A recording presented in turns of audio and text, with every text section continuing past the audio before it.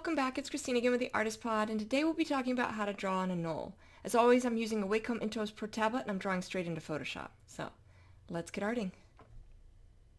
Alright, here is the Anole.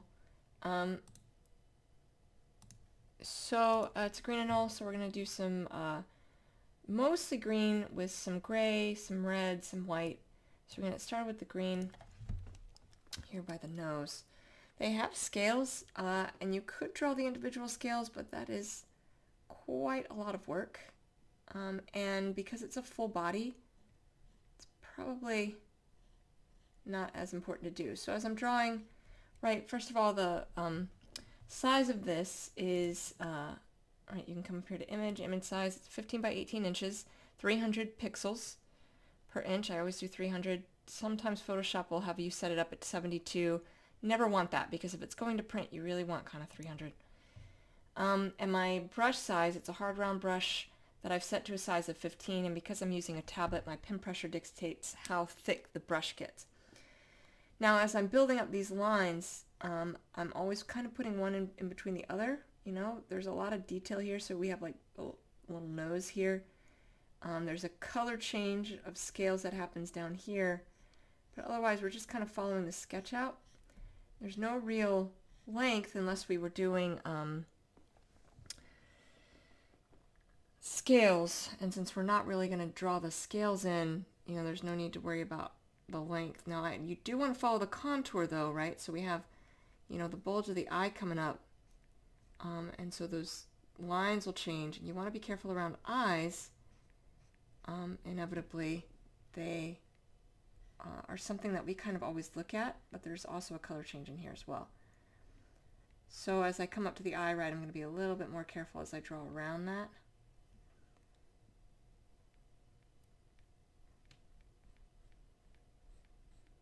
And then there's some wrinkling there, but the highlights and shadows should help flush those out. Right, and then just keep going back. There's going to be another bulge here with the eye. Right, so as we draw this back, we'll kind of lift that up and then over, right, because we have that drop that happens. Up and over. Just kind of sketching it out.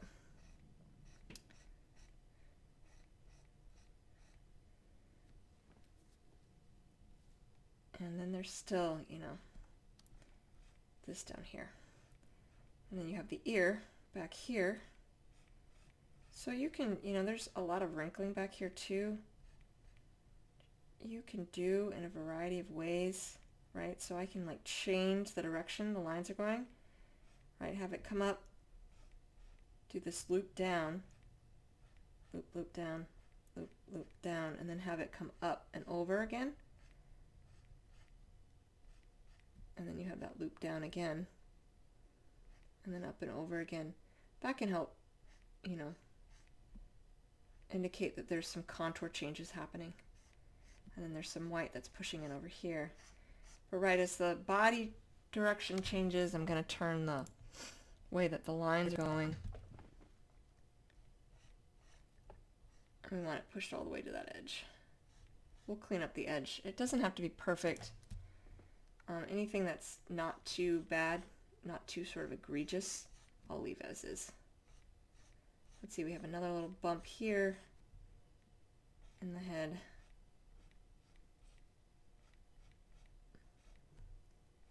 Right through here as the skull is going into the neck. That's essentially what's happening.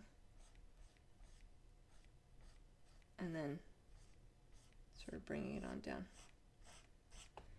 Right, so this is a sketching step, and I do it and I sketch it out to avoid any line conflicts. So typically what I'll do, you know, to make it easier is as I'm coming down the middle, coming down, I'll leave, you know, you sort of want to follow the middle. That'll help keep me from turning one way or the other.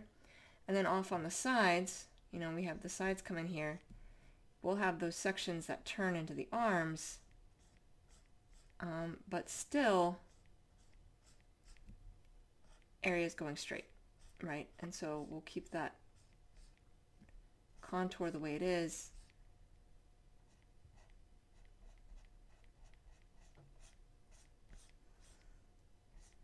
by kind of building it up that way and just following those sides. And then the same thing over here, right? You know, you're gonna have some of that going straight. Because of how this arm is jutting off, there's actually a gap here, so you can just follow the whole body here, and this would directly be a section that comes off of that. And then with the arm twisting, you know, you'll want to twist that as well to line up. And then again, it runs into this, so there's no need to twist that because it just runs into it. The arm is blocking, you know, part of the arm. The arm is blocking part of the arm, which is true, but it sounds weird. The forearm is blocking part of the rest of the arm. Forearm off. And just, you know, twisting, turning, making sure it's turned the right way. And again, down here, this little digit is once again blocked by the rest of the arm, so that just juts off. So I'm going to finish drawing in this green. And again, this is just a sketching step, so I'm not adding the shadows and highlights yet. So I'm going to finish drawing in this green, and I will be right back.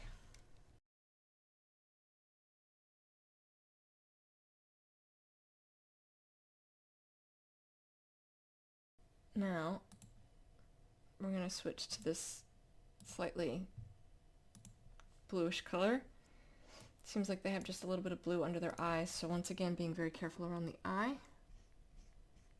But it's not much, so just a little bit. Okay, and then we have white.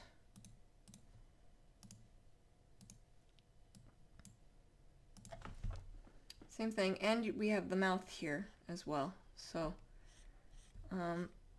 as we fill that in, that'll be noticeable because of highlights and shadows, although it can be hard to spot on them depending on the light, but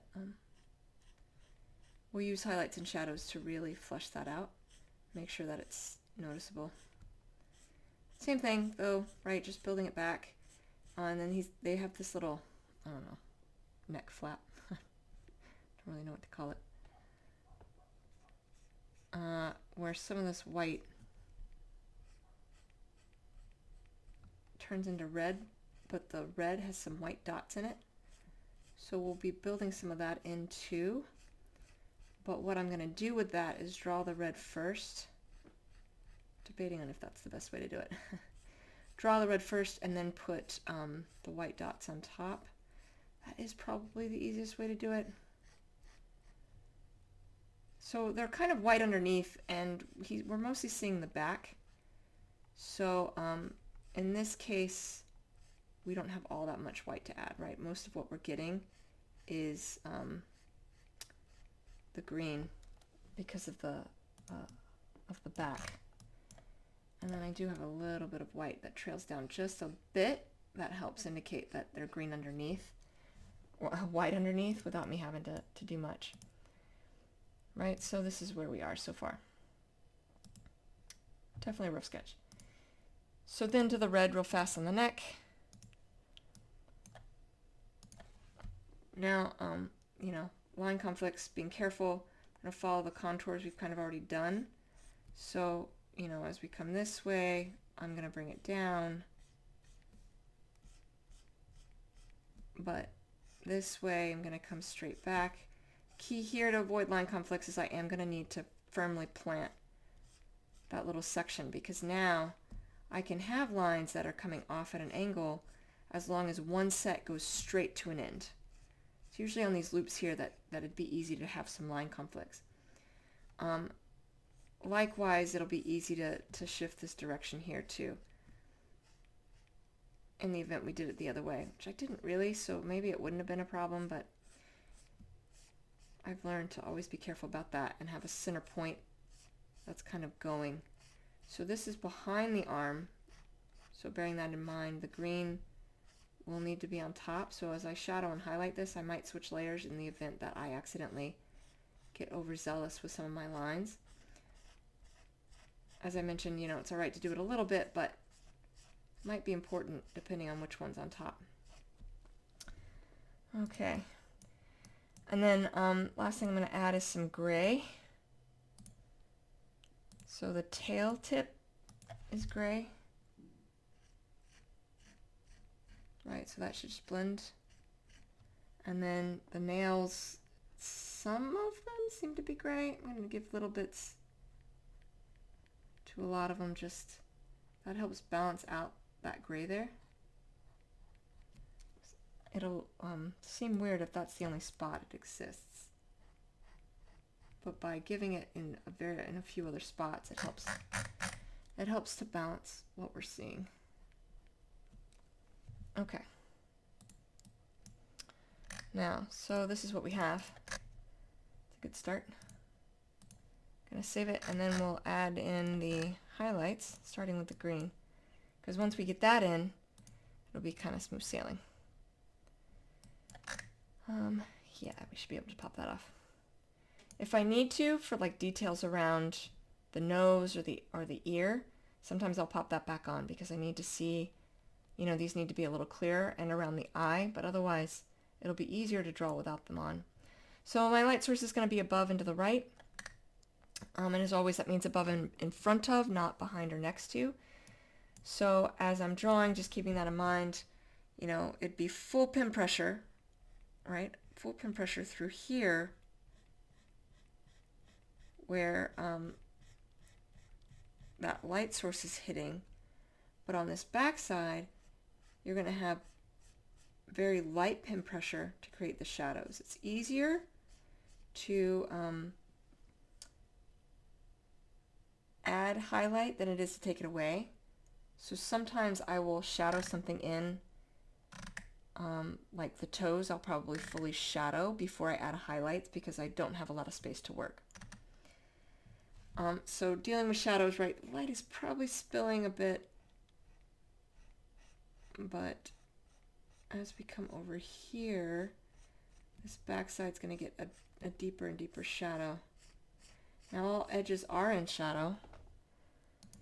So also something to consider when drawing like a nostril, you're going to have a little bit of shadowing on the side of the light source where it's dipping down, and then highlight on the opposite of that where it's coming out of that dip, much like a coffee cup or something else, right? So that when I take that off, it's now very clear, right? No doubt where the nostril is. Now all edges are in shadow, even on the side of the light source, so even his nose tip, because that's how an object is rounding away from us. Right, so this whole backside, some of it might end up in a little bit of highlight, because it's not just pin pressure that dictates highlight, but how many lines, so sometimes I add too much. If one little section has some highlight there, it's fine. Right, so then we have this coming down with a little bit of a bold, so we'll give a little bit of that backside some shadowing, but not a lot. Anywhere where we have those divots, right, that's why we changed the direction. I could see it, and I have shadowing there because that's wrinkles.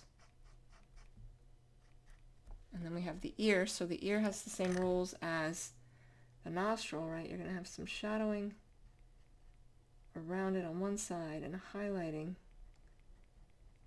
around it on the other. And so then you have this backside shadow, you know. Again, just light pin pressure. Don't put too many lines because the lines, the more lines you add, the more of a highlight it creates as well. Put enough that it's, you know, noticeable. There's no big gaps, but otherwise, don't overdo it. So the body's rounded, giving myself a little bit of extra space to push the highlight into the shadow. As I said, it's easier to add highlight than take it away, so it's easier to create this bigger shadow than I need than it is to do it after the fact. Right, same is true on the tail. Have that nice shadow.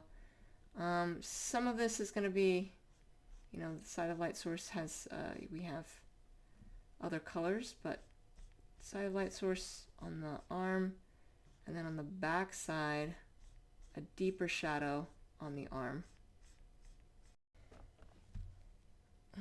The toes, I'm going to do all in shadow first, so just that backed off pen pressure, and then there's a little bit of a bulge of a toe here. And then we still have that side of the light source coming down. Much narrower shadow than the back side. Runs into that leg. And you still have that shadow on the tail. But then, right, the rest of that, maybe barring this section right here, this would all be highlight, making sure it blends in, right? Just full pen pressure. See what a difference that makes as we blend it. So those same rules apply for the rest of it, right? We have light source on the right, so you're going to have a deep shadow underneath this leg, a little bit of a shadow on that front side. The body's going to be partially blocking this leg, so you're going to have some shadowing all the way, you know, up to this section, some shadowing on the top, and then certainly a deeper shadow underneath into the foot and then along the tail. And then this arm also, some of this is blocked by the body before you get down to where it's going to be separated a bit. So I'm going to finish all this out, all the green, and I will be right back.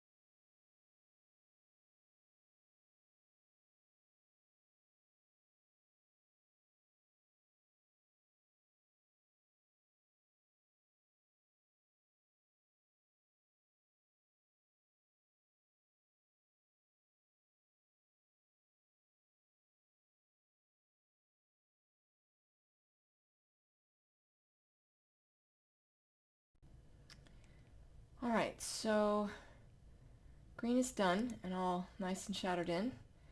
So we'll get the blue under the eye real fast. That shouldn't take long because that's just this section right under here. Alright, so it's going to be more in highlight because you have that light source coming from above and to the right. And this is right under the eye, so this would be catching that light. But some of this, as it starts to come around that backside, is going to go into shadow, and then you're going to have a shadow right under here where you have the wrinkles kind of running into each other. But here in highlight,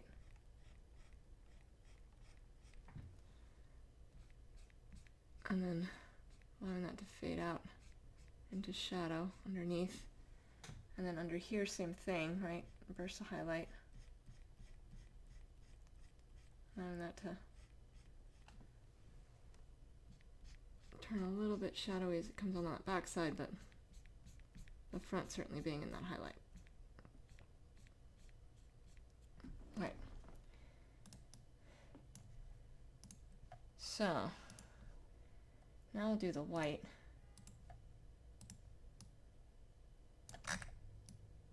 Now the white, oh, I did that on the wrong layer, that's fine. The white, we're going to put a little bit of shadowing on the mouth. Just a little bit. Because that's how we're going to indicate there's a mouth there, is we're going to have shadowing down to it. And there's going to be shadowing underneath, but there will be a little burst of light before it gets to the point where there's shadowing underneath, right? So this is all going to be in shadow down here. Now that I've done that, I can probably pop off this layer, right? And we want to make sure it's nice and straight. Probably some shadowing, want a nice clean line. Shadowing on the chin and neck. So that's that light pin pressure coming down under here, making sure everything's straight, and then going into, you know, under the neck here. This is a little bit flatter, so there would be a lot of light on this little thing, but some of this, mainly where the white is, and we're going to have a little bit catch and highlight later, we'll go into highlight like we did over here with the ear, right? Some of this is in shadow where it's dipping down into the ear. And then you're going to have some highlight underneath the ear. This is tucking against the arm. So, right, all edges are in shadow, which means this is the arm, so this is in shadow as it comes down, right? So bringing that down and connecting that into the green. And then having that little burst come in on that back side once it's connected in. And then the only other spot that's going to be in shadow is right just on this edge. Make sure I have this right. Yeah, so this is going into the mouth. Okay, so the rest of this is highlight. So I'm going to go ahead and finish the rest of this out in highlight, and that's that full pin pressure, right? So you have that full pin pressure coming in and just blending it into the shadow that's already there. So I'm going to finish this out in highlight, and I will be right back.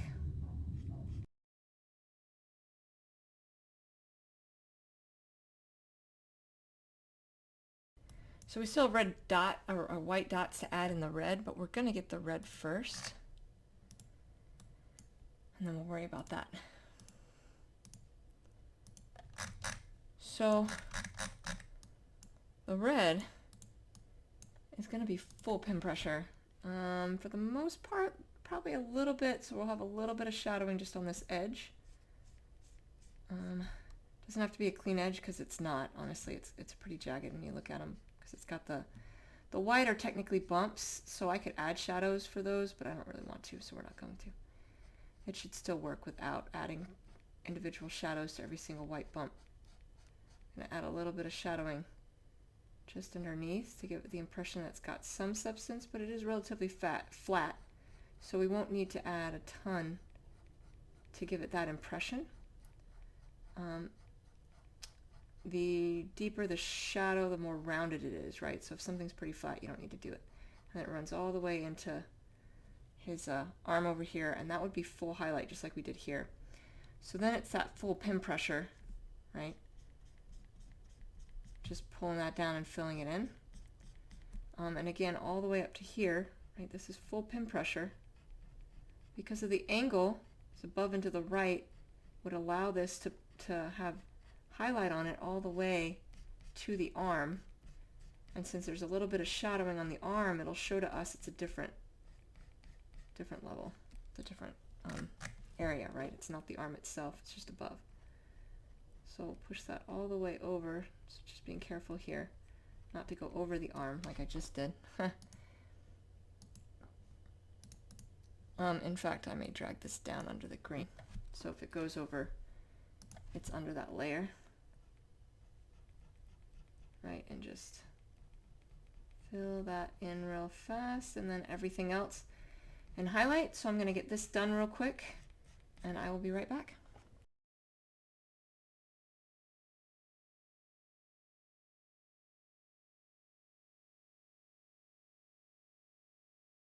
So now we have the white dots. We also have gray, right? Gray on the tail. The toenails aren't all gray. I added some to balance it out. I think I mentioned that earlier, but right, so the white dots are just kind of that. They're just these white dots. I mean, they're raised bumps, but in this case, all we're really going to do... Sorry, I'm just making sure I'm on the right layer. I always mess that up. Is, you know, put these on here, and I'm using these sort of pre-drawn at the moment just so that I can get a feel for what pattern I was going for. But I'm just doing quick little circles. You know, nothing big.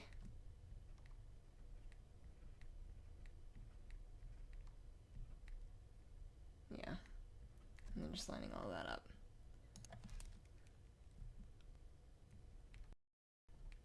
You can see it's just circles, and it's just adding that pattern onto the I don't know what that is. The neck flap. Not sure. That's probably too close together. That probably isn't, though. Right, making sure it's going to fill in all of that.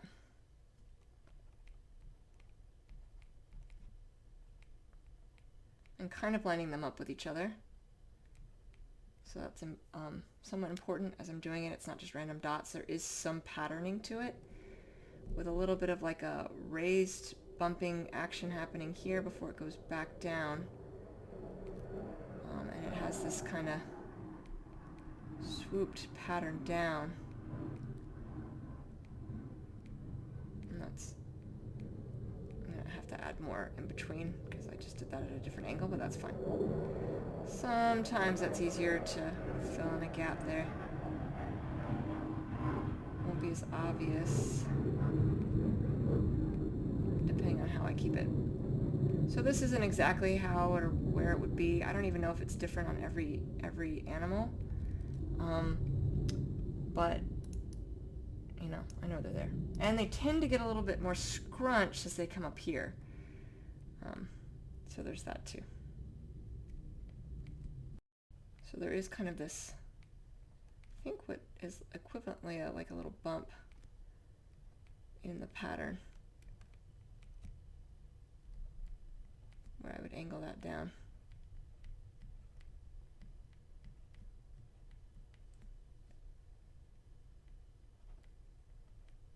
So just kind of keeping them spread out, but also kind of lined up.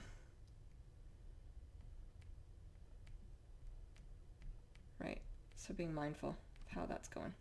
Creating rows. The reason I didn't want to shadow every one of these is that would be a lot of work. And I don't think it's necessarily needed for that kind of pattern to pop into place. And then it starts getting closer together as we come up. As we come up and up and up.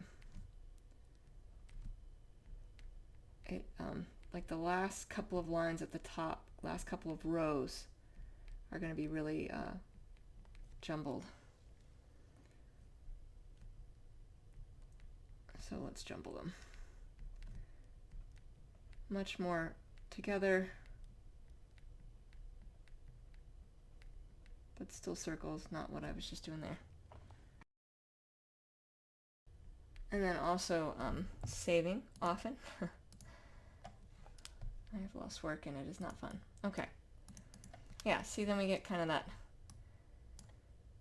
that effect. The only thing I'm going to do here is mix them a little bit more together and kind of spread it down just a little bit. Only because it seems kind of jarring up there. So if I spread it down just a little, it should help. Yeah, spread it out, and then you still have that kind of pattern happening. Okay. So then we have the gray, which isn't much, and then the eyes, which will be brown. So the gray, it's on the tail tip.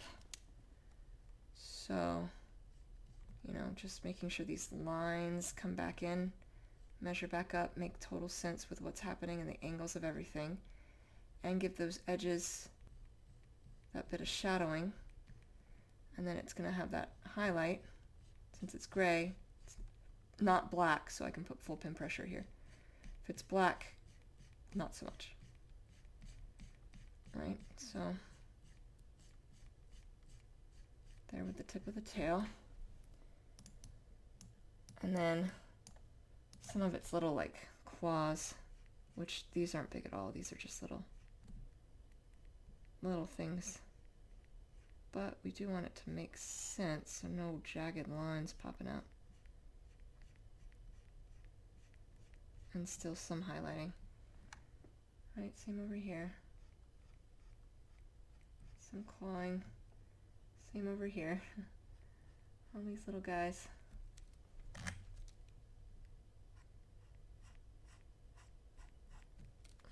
Okay. And then I did it on here as well. Where I was mixing in the green and the gray, just because it's not technically gray. And then over here.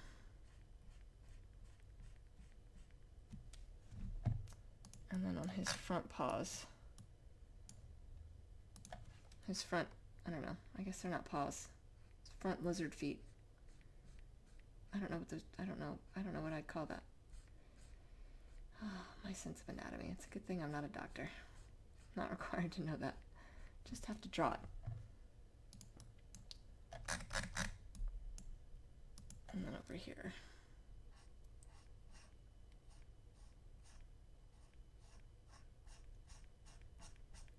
I'm going to do a little bit here to balance it, and a little bit here to balance it. Nothing big though. Just enough that it's there. All right.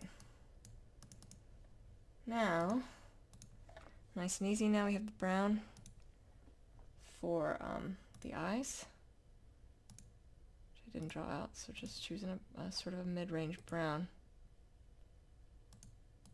And by eyes, I mean eye, singular.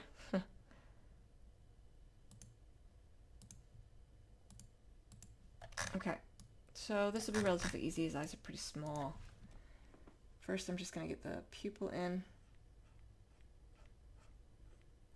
Right, and one of the things I'm trying to do is making sure he's looking at us, so that doesn't quite do it. I'm just going to shift. Some of this will be helped by the light flare when we get to that. So then just kind of, you know, following the edge of that around. As I'm shaping that out, I'm going to follow this line for the eye, right? You can see I'm following that down.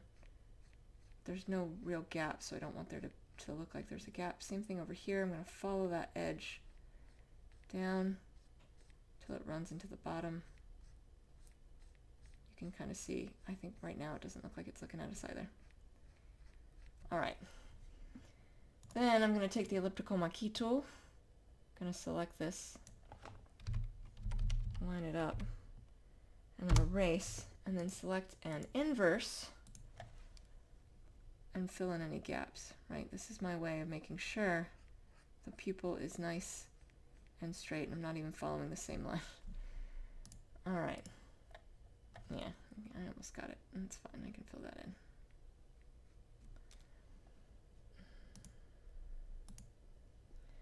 Alright, now, for highlights, you're going to have a burst of light on the pupil, the opposite side of the light source, but preferably not pushing in to the pupil that I just got to be straight. And then you're going to highlight the eye on the side of the light source and fade it out as it gets to the edges. It's going to go all the way underneath that highlight and then fade out on that back side, being sure to sort of taper that out. You don't want that to be a harsh transition, with the exception of the where it goes into the black.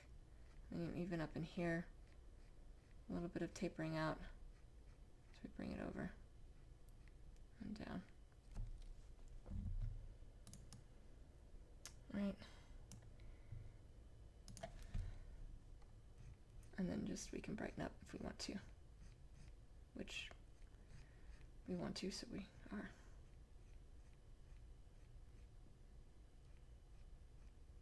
Alright, now in theory this should be going into shadow, but that's fine. We won't be able to see it in a second anyway. Now we're going to add the light flare. To do that, I'm going to reselect to white.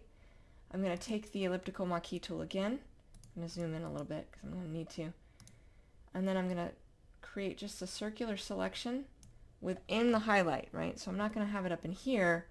I want it down in here where highlight's hitting the eye, and then partially over the pupil, partially over the iris, and we're just going to fill that with the foreground color and then deselect. And there we go. If we want to, if I think I could make it, you can see how it adjusts where he's looking by adjusting that. Still not enough to get him to look at us, that's fine. It's subtle.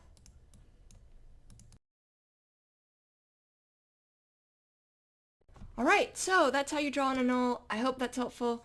In the floating nether next to me I have other videos of art tutorials I have done, and I will see you all soon. Thank you so much. Take care.